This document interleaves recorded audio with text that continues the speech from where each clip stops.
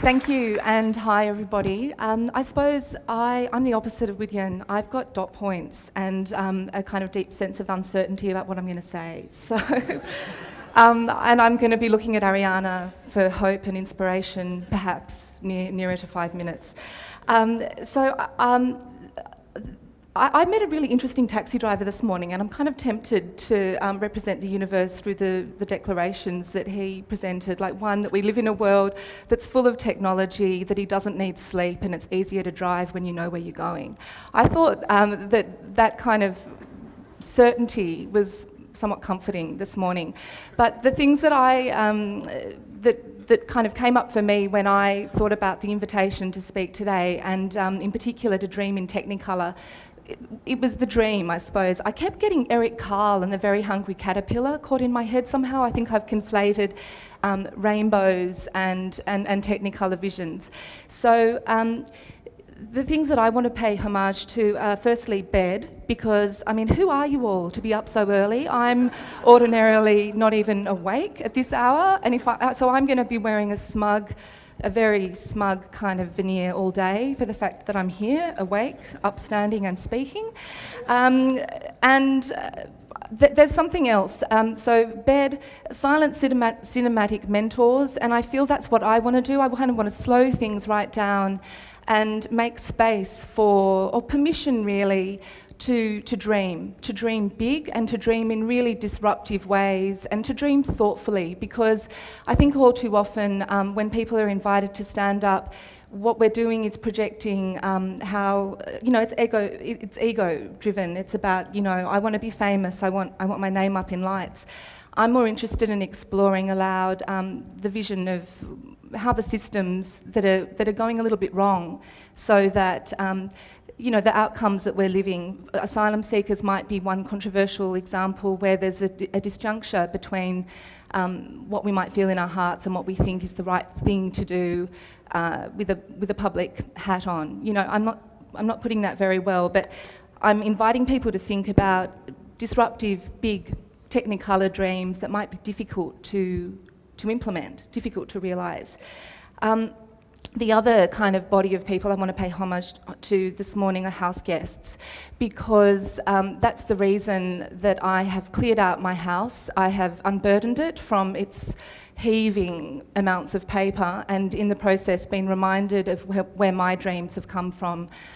So my notebooks. I've been going through my notebooks, I've been going through correspondence, reliving people I've loved, it's been lovely, but really it's my notebooks and the ability to kind of inhabit the dreams that I wrote down, and mostly circles upon circles, ideas that are somehow connected, and I didn't know how to take those ideas and how to make them real. But I'm pleased to say somehow, and that's what I want to think about, how is it that these huge dreams that I've had of leaving the law, stepping out and starting a Think+DO Tank, a company that no one really knows how to pronounce, a kind of reminder to myself that I'm verbose, I like to inhabit my head. I thought the doing part might be important. So it's almost an exhortation to myself to somehow there's clarity by beginning to walk. Somehow by beginning to take action, the thoughts catch up. It's not always healthy, I think, I've found, to think through the entire, think through the problem and know where you're going. I think, and that's what I want to talk about. So having the courage to dream, dreams in Technicolor, dreams that are huge rainbows in the sky that have the potential to change the sky under which we live.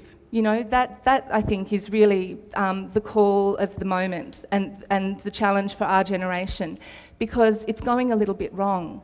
And we need to find ways of collaborating. I think we talk about collaboration a lot. I don't think that we're very good at it. I think that it's a huge skill, it's an art, and it's hugely challenging to kind of think, I've got this dream, it's not your dream, get out of the way. I want to get on with it. That's my life's purpose. But maybe there's something that we can do. What does that mean? Am I done? Oh. And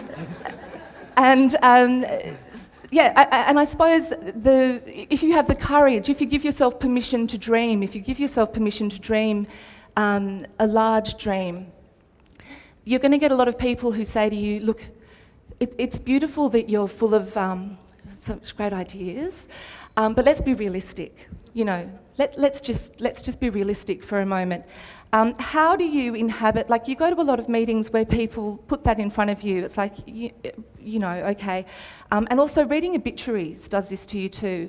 I read the obituaries, it's a reminder of what brilliant people, how little you can achieve in one lifetime. I think that's very sobering.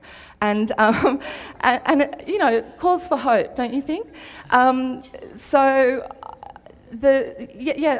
do you keep inhabiting a dream that you've dared to dream when it's difficult to realise? So for me, I'm thinking aloud because this is something that I'm struggling with. I'm really struggling with how to do that.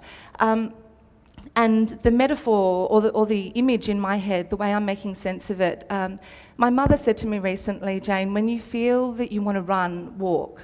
You know, like it's learning a discipline and a patience, which it's really not part of my temperament. For me, that's a way of, I suppose, resolving the distance between the very big dream that I've given myself permission to dream and how I want to bring other people along with me, one person at a time, to feel that we are connected and that connection matters and that connection is going to make society, and society matters. So for me, I feel like I'm trying to keep dreaming a rainbow, keep dreaming the Technicolor spectrum, but to stay, normally I'm dressed head to toe in red, but so that's what I'm channeling. I'm trying to stay in one mode.